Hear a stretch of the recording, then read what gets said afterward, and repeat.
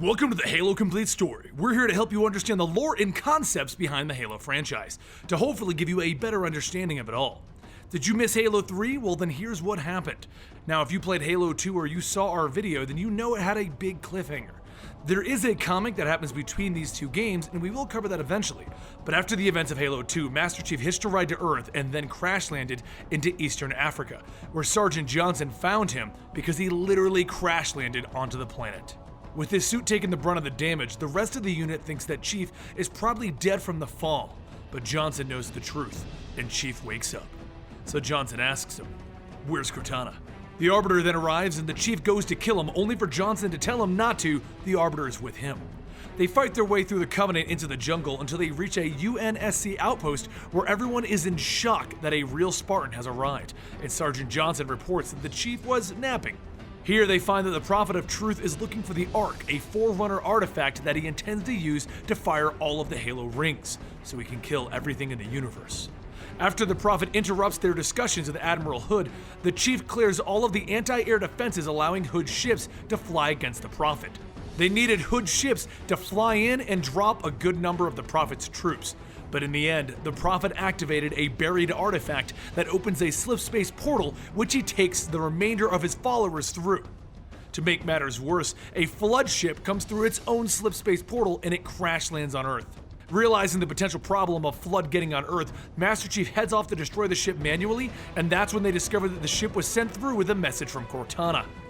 She says that she can't explain much because Gravemind, the leader of the Flood, is monitoring her, but she explains that through the portal there is a way to stop the Flood without firing the Halo rings. Without knowing what's on the other side of the portal, the Chief, the Arbiter, Guilty Spark, and all of the troops make their way through the portal. Once they go through, they discover that they are on the Ark, and they are far beyond the edges of the Milky Way galaxy.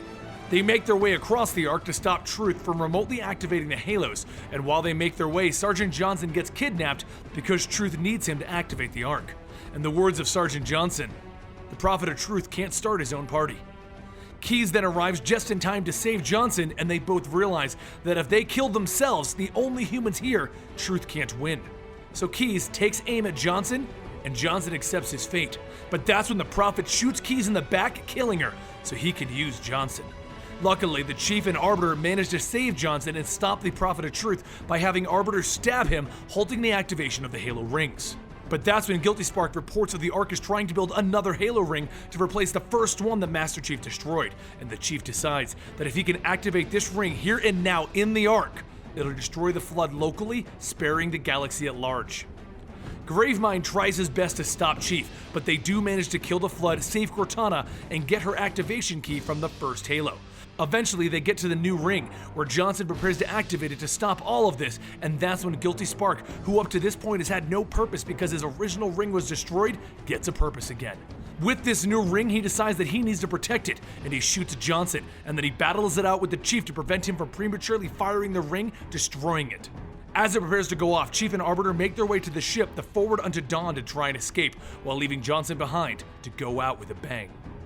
But the blast from the Halo closes their slip-space portal early, cutting the Forward Unto Dawn into half, resulting in only the half carrying the Arbiter making it back to Earth. A memorial service is then held for those that were lost in the battle, and the Arbiter and his people return home. While the people of Earth think that their hero has fallen, we discover that the rear half of the ship did survive, and is somewhere in deep space. So Cortana turns on a beacon requesting a rescue, and warns Chief that it may be years until they are rescued. So he enters a cryogenic sleep, only to be woken if he's needed. We then end with the ship floating towards Requiem, the planet from Halo 4. I hope that these 3 videos helped you guys get all caught up in the original 3 games, and let us know in the comments down below what games you want us to cover next. We intend to wrap up quite a few of our series right now, and then we're going to move on to the lore of other games. Thank you, and have a good night.